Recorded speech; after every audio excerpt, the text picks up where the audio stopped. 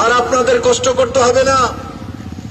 2022-এর মধ্যে এডিসিতে একটিও কাঁচা রোড থাকবে না, সমস্ত রোড পাকা রোড হয়ে যাবে এবং পিডব্লিউডি সঠিক দিশাতে সেই রোড নির্মাণ করে দেবে যাতে জনজাতিরা সেই পাকা রোডে চলতে পারে।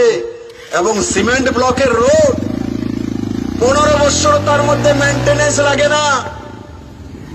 জনজাতি অঞ্চলের আপনাদের কাছে আমরা সেই রোড উপহার দেব যে রোডে 15 বছর যাবত মেইনটেনেন্স লাগে না।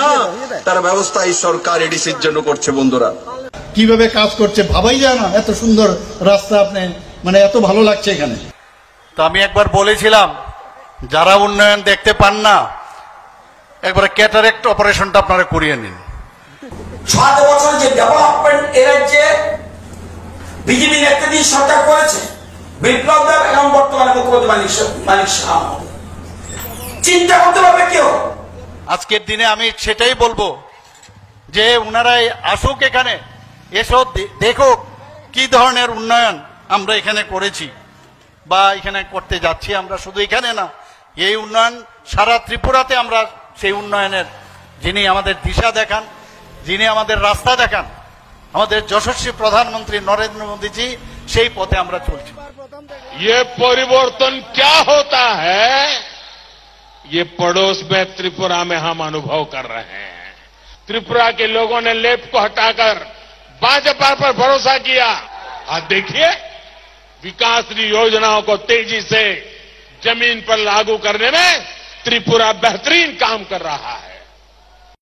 एक इंजन त्रिपुरा में, दूसरा इंजन दिल्ली में, और इस डबल इंजन के फैसले के कारण जो परिणाम निकले वो आज आपके सामने है।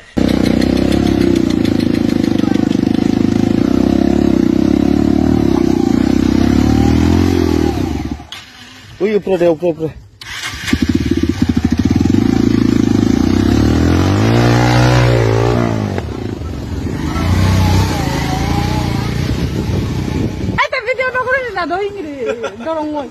এই বুড়া এমনি তাবে দিয়ে দাও হয়ে দেয়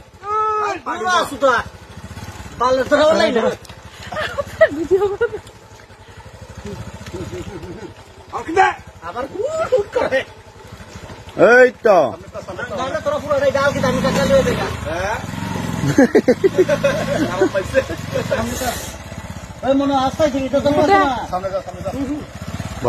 পুরো ওই জন্যটা দিয়ে দেয় মুজুরি আরো আগে না দিন এই যে বাবা স্তাতে আরবি বলে স্তাতে আরবি দাদা দেখে